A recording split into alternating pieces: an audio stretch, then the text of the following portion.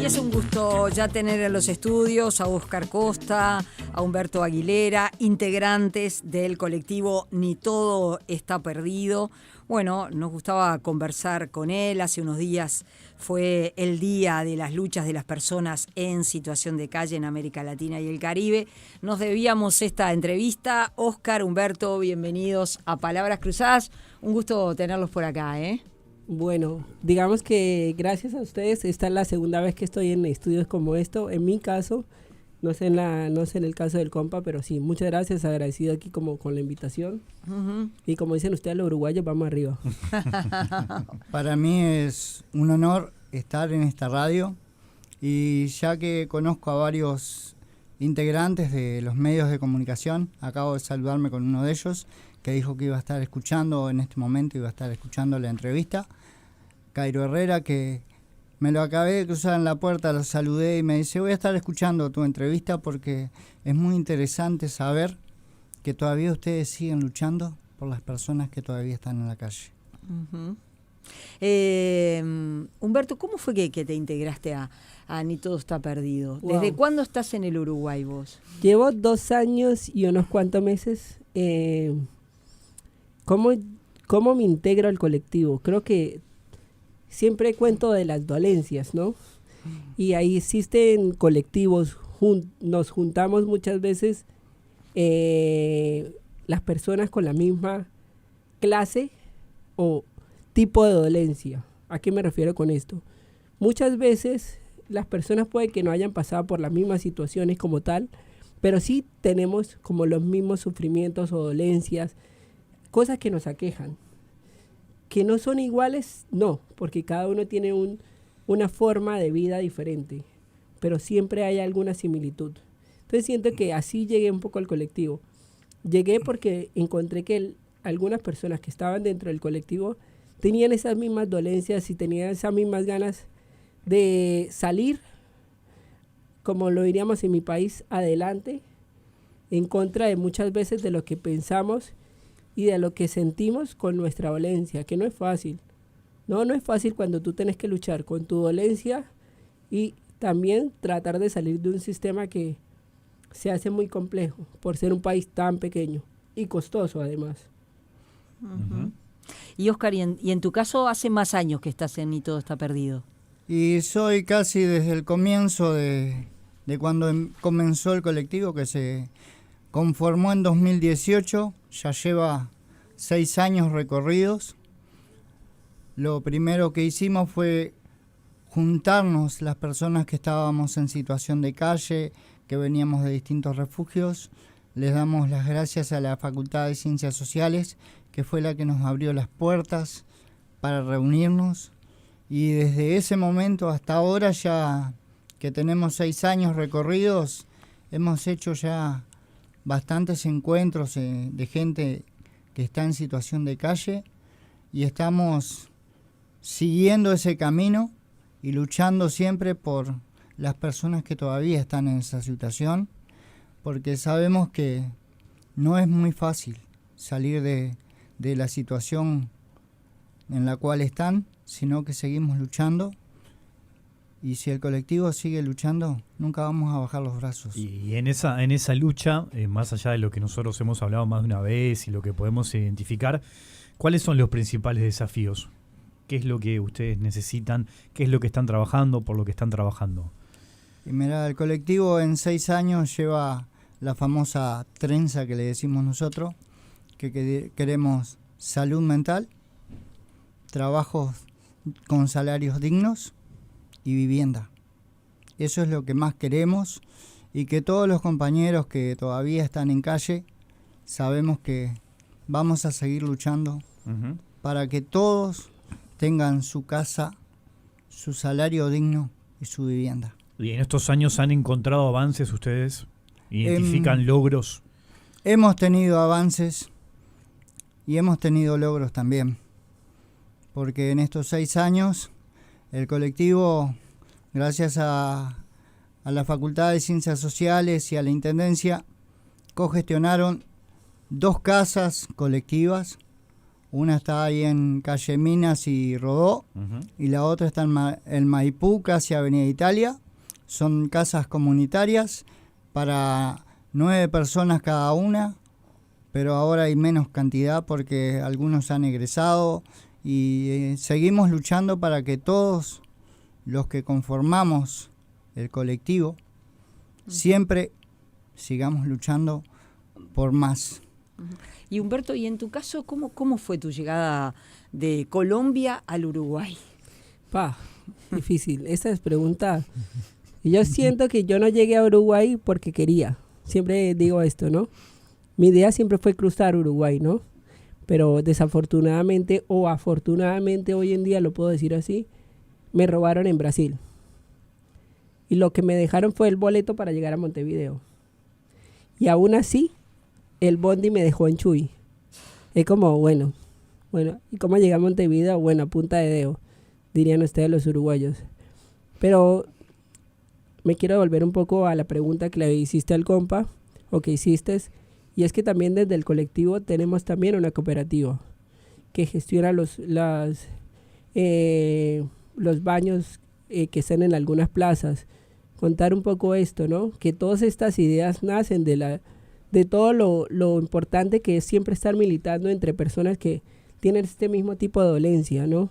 No es que me quiera salir de tu pregunta. No, está muy bien. Pero lo quería aclarar porque siento que muchas veces se quiere generar nuevas propuestas de políticas sociales para gestionar o para ayudar, mitigar, colóquele el nombre técnico que le quiera colocar, lo que tiene que ver con una situación, ya sea la situación de calle, las personas que viven en los cantes.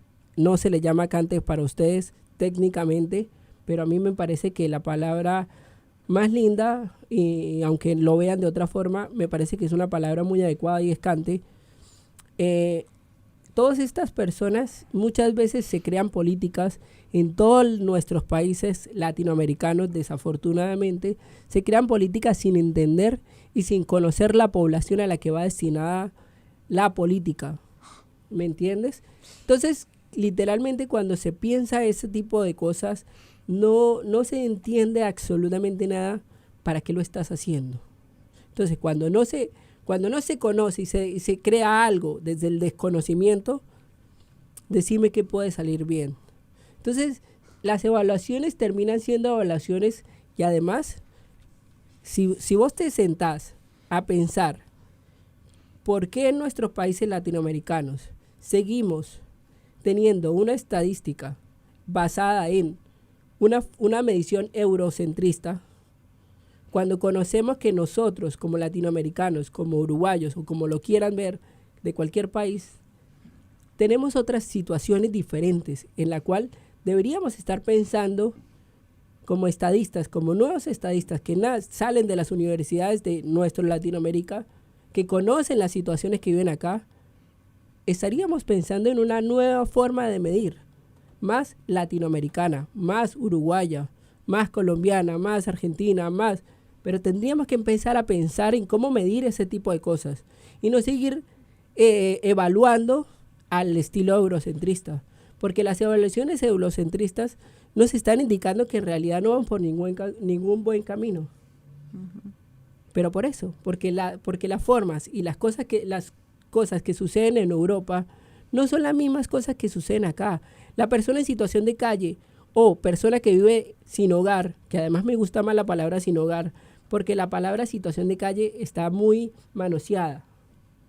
Entonces, la persona que vive a la intemperie, sin hogar, acá, en Latinoamérica en general, tiene situaciones diferentes, sobre todo acá en Uruguay, que además es muy curioso. ¿Por qué? Porque, bueno, empecemos, ¿no? ¿Cuántas personas de todos los oyentes nos puede decir que llega a fin de mes con su salario? Te puedo asegurar que no es ni el 1%, porque la mayoría de los asalariados en Uruguay no llegan a fin de mes. Los arriendos, el costo de la comida y todo lo en general hace que sea complicado. Es decir, el nivel de riesgo de quedar a la intemperie o sin hogar es muy alto por los costos de este país. ¿Por qué decís que el término persona en situación de calle está manoseado? Porque la gente cuando te dicen que es una persona en situación de calle ya lo considera como una persona un consumidor de SPAD. SPAD, llámese todo tipo de consumo de drogas. Oscar, ¿y ustedes sienten que se están planteando soluciones, y para vos también, Humberto, se están planteando soluciones para poder sacar a las personas en situación de calle, no para que tengan un hogar, no sacarlas de porque llueve ahora o porque estamos en invierno y entonces encuentran en un refugio, sino encontrar soluciones de largo aliento? ¿Hay soluciones de largo aliento, Oscar? Estamos siempre buscando la solución para seguir peleando, tanto por los que son sin hogar, y buscar una solución a nivel no solo de Montevideo, sino a nivel del país. Porque siempre que a veces estábamos en reunión, antes que comenzara el gobierno, ya nos estaban pidiendo ayuda al colectivo para trabajar con la gente de calle, a partir de un edil del gobierno que está actualmente. Desde Florida estaba pidiendo ayuda. Ya sabíamos cómo estaba la situación en Paysandú por las inundaciones, ya sabíamos cómo estaba la situación en los distintos departamentos, porque siempre eso no fue solo a nivel de Montevideo, la situación de los sin hogar, sino que fue a nivel del país. Uh-huh. Y el país sabe que a la larga van a tener que buscarle la forma de poder solucionar a la gente que todavía está sin hogar. Uh-huh. Porque no son solo hombres, hay niños, hay adolescentes, hay madres con hijos que están sin hogar. Uh-huh. Humberto. Ay, qué pregunta, ¿no? Yo voy a tratar de responder a lo más minuciosa posible, ya que Oscar dio varias cosas, pero en mi opinión personal, que esta vez sí lo voy a hacer en mi opinión personal, no en nombre del colectivo, siento que primero tendríamos que cambiar lo que vuelve a insistir, la forma de medir nuestras estadísticas y nuestra forma de evaluar las cosas que hoy existen. Eso como para comenzar, ¿no? Segundo, tendríamos que hacer una revolución en cuanto al sistema. Entiéndase que este país, además de que es muy costoso, es un país muy estatalizado. Uh-huh. Y eso primero no ayuda en nada a la forma en que las personas puedan salir de la situación. ¿Me entiendes? Pues sí, que la ayuda no debería partir del Estado, debería encontrarse otras maneras. No solo que no debería, no es como que no debería partir del Estado. El Estado es importante porque el Estado es parte del problema. Entendamos eso. Lo que más causa la situación es el Estado. Eso lo tenemos que tener claro. ¿Por qué decís eso? Claro. ¿Quién regula las formas de los arriendos, los costos de los arriendos? ¿Quién tiene ese poder? El Estado. ¿Sí o no? Uh-huh. ¿Quién regula todas las formas? ¿Quién regula la tasa de los alimentos y todo esto? El Estado. Y el mercado, ¿no? ¿Y quién regula el mercado? El Estado. Entonces, ¿qué quiere decir esto? Que el primero que está causando el problema es el Estado. Entonces, si entendemos que el Estado es el problema, el Estado tendría que pensarse de otra forma. Segundo, para entender otra cosa es que cuando decimos salir de esta situación, tendríamos que volver a algo que decía el ministro Sibila. Yo siempre hablo de lo que él decía y lo traigo de esta manera porque es lindo entender que alguien pueda llegar a entender esas palabras, ¿no? Porque a veces siempre tenemos buenos y lindos discursos, ¿no? Pero ¿qué hacemos para que esos discursos se vuelvan realidad? Es la pregunta que yo siempre hago, ¿no? Sibila decía que no se puede seguir atendiendo una cosa que ya no es una emergencia con un plan de emergencia. Y ese es el problema. Hay que quitarnos esta situación de que esto es una emergencia. Esto ya no es una emergencia. Esto ya requiere de una nueva forma de pensarse. Esto ya requiere que el gobierno comience a atender a otra forma. Pero además también tiene que haber esto de acabar con la tercerización laboral. Porque la tercerización laboral no permite que las organizaciones o estas organizaciones que pretenden atender a las personas en situación de calle no haya ningún compromiso con el compa. ¿Me entiendes? Si yo soy una organización, yo sé que voy a tener un contrato de 1 año, ¿qué compromiso yo puedo tener con esta otra persona? ¿Me entiendes? Hay compromisos de los profesionales, de los técnicos que atienden, pero la organización como tal no tiene ninguna importancia, porque la organización tiene un límite de pagos, pero además es todo lo que confluye esto, ¿no? Cómo se hace todo un contrato y toda la plata que se gasta en la contratación, que esa plata se podría invertir en las personas que están pasando por la situación. Ese es el gran problema, el gran meollo. Entonces, cuando decimos hace falta plata, tendríamos que saber qué forma estamos contratando, de qué forma estamos invirtiendo la plata. Y ahí entonces empezamos a decir que sí hay un cambio. De lo contrario, va a seguir siendo paños de agua en un mar de problemas. Estamos conversando con Humberto y con Óscar del colectivo Ni Todo Está Perdido. Hacemos una pequeña pausa y ya seguimos. Y estamos conversando con Óscar y con Humberto de Ni Todo Está Perdido. Estamos hablando de cómo las personas también se pueden autogestionar y salir adelante, porque bueno, el tema de los refugios tiene un plazo, ¿verdad? Digo, decir, ¿qué pasa cuando salen de los refugios? Ahí, Humberto. Güey, Óscar, le dejo primero el preámbulo para que lo cuente el compa Óscar y después leo yo el remate. Óscar, adelante. No, en primer lugar, estamos un poco contentos también porque hay compañeros del colectivo que están trabajando en Puertas Abiertas, que son los lugares donde la gente que todavía está en situación sin hogar tienen que ir a anotarse. Y empiezan, ponele a las 6 de la tarde, pero están siempre en 24 horas esos lugares, que son los que dan cupo a cada lugar. Desde el lugar donde ellos se anotan, los derivan al lugar que tienen que ir. Pasa un transporte y los lleva al lugar donde tienen que estar a la hora que está prevista la entrada en ese lugar. Pero siempre tenemos algunos compañeros que están trabajando en la zona de aduana, en una de las Puertas Abiertas.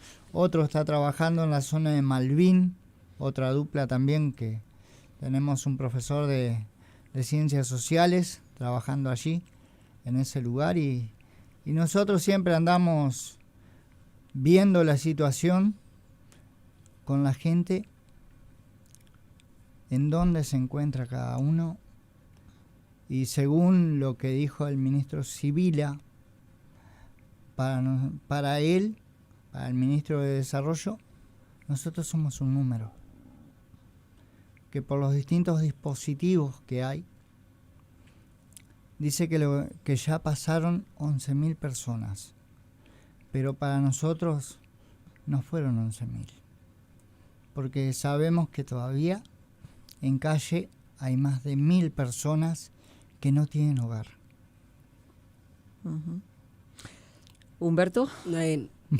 Aclarar varias cositas. Y eso para que entiendan que somos de un colectivo, somos personas que nos juntamos porque tenemos las mismas dolencias, con algunas diferencias, ¿no? Y esta la van a conocer en vivo y en directo.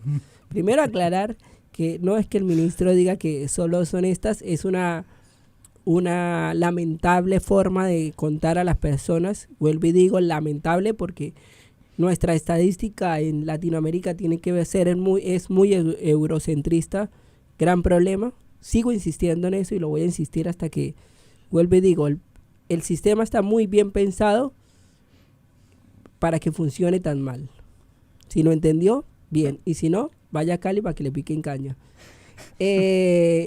Ahora les sigo contando. Entonces, eso primero aclararlo. Segundo, los 11.000 personas es lo que dice el censo del MIDES del gobierno pasado, con todas las cosas y todas las situaciones y cosas buenas que pasaron en ese gobierno, cosas también, otras cosas horrorosas que, bueno, ya pasó, afortunadamente. Pero contarles también que sí, los puertas abiertas son esa entrada a esta otra mirada de esto de lo que tanto hablamos desde el colectivo, y es oportunidades.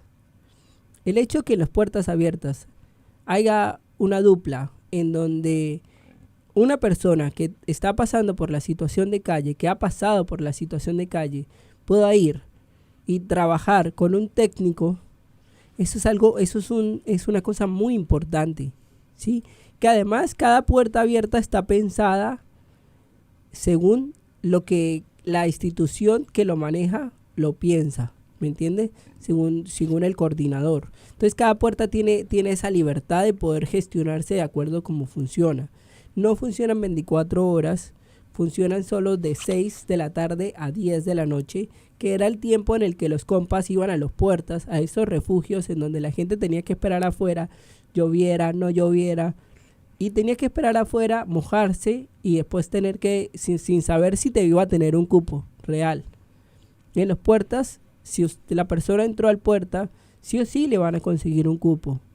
Ahora, eso también depende de algo llamado gestor de cupo, que no voy a entrar en críticas con el gestor de cupo, porque tendríamos que invitarnos a un programa para poder hablar realmente de cómo se ve desde el otro lado gestor de cupo.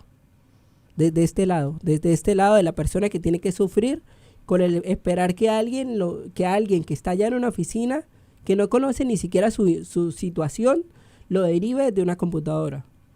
Pero bueno, no vamos a hablar de esto, eso es otra cosa.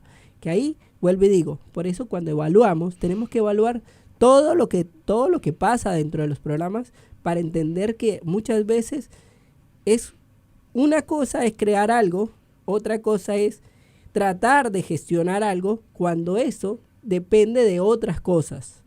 Como un gestor de cupos, que vuelvo y digo, no vamos a entrar ahí.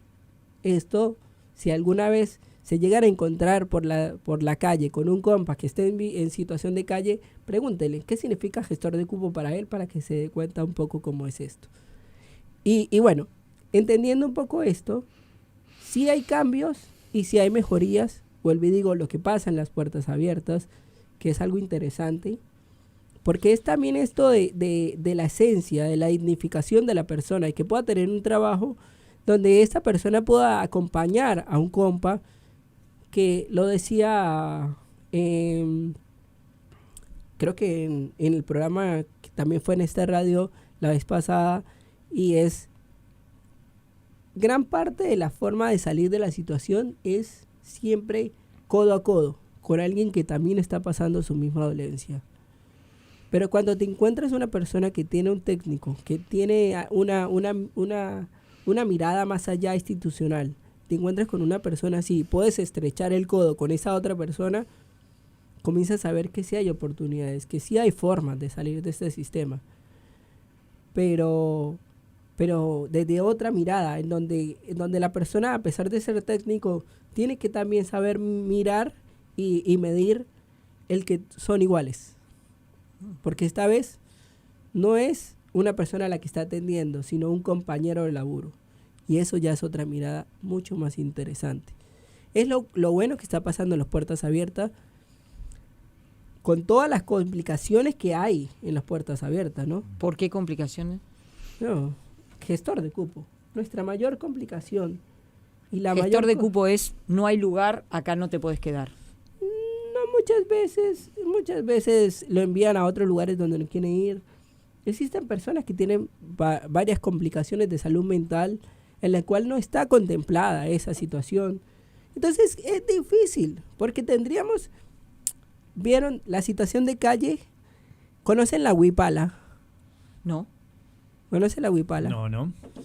La huipala es la bandera de los pueblos indígenas. ¿La conocen? No. Cuando puedan, búsquenla. Es una bandera que tiene cuadritos de colores. Uh-huh. ¿Y qué quiere decir cada color? Cada color es un pensamiento diferente. Entonces, cuando se une, se forma una bandera hermosa, divina, como es esta bandera de cuadritos de colores, que todo el mundo cuando la ve se queda asombrada. Pero es cómo se unen las distintas formas de pensar y los distintos pensamientos de cada uno o de cada una, y se unen y se vuelven un solo aliento. Eso quiere decir, tendríamos que empezar a pensar que no puede haber una sola forma de solucionar esta situación, sino que tendríamos que tener una multiplicidad de soluciones. Entre otras cosas porque son situaciones muy distintas. Cada quien tiene una situación en la que puede que uno pueda tener esta forma de contener su situación, otro ni siquiera puede contener. Otro lo único que puede hacer es atacar, defenderse con lo que tiene, con sus herramientas. Entonces, cada uno de ellos tendríamos que pensar. Por eso cuando hablamos de si hay soluciones, es complicado. O sea, es complicado decir que hay una forma de pensarse o de verse y de ver que hay cambios. ¿Que los hay? Sí. ¿Los va a haber? Sí. Y esperamos que siga pasando cosas lindas en este nuevo gobierno. Entendiendo que es el gobierno del Frente Amplio, ¿no? Que se supone que es el Frente Amplio. Vamos a ver qué pasa con nuestro gobierno del Frente Amplio. Oscar. Un poco como decía el compañero, que hay que ver cómo el gobierno dice que va a solucionar este problema de la gente que no tiene hogar, que va a poner todas las fichas en la mesa y va a buscar la forma de solucionar cada uno de los problemas, sea de hogar, sea de salud mental o sea de trabajo. Porque siempre el gobierno trata de sacar el mejor provecho para ellos, pero para los que estamos abajo, que somos los que luchamos, el gobierno no quiere dar el brazo a torcer, porque siempre que él se queda con la mejor carta y a nosotros no nos da las mejores, a nosotros nos da las peores cartas. Uh-huh. Y de esa forma el gobierno siempre busca, pero a veces no encuentra la solución y trata de buscar por otros lados. Y por los lados que le busca, a veces no es la mejor forma por las cuales él busca, sino que la encuentra por las peores formas que él menos lo espera. Desde la gente que está abajo, él puede encontrar soluciones para esas personas. Pero a veces el gobierno no quiere las soluciones que tienen las personas que están debajo. Él busca las soluciones de la gente que está arriba. Por eso a veces el gobierno, a los que estamos sin hogar o que todavía estamos en situación vulnerable, como dijo el compañero Humbertico, que todavía siguen tratando de salir del sistema, porque el sistema a veces no es el que queremos, sino que queremos a veces engañar ese sistema y salir por nuestros propios medios. Perdón, interrumpo, una sola interrogante. Les dejo esta pregunta para a ver si le encuentran respuesta. ¿Cómo atender personas excluidas con un sistema de exclusión?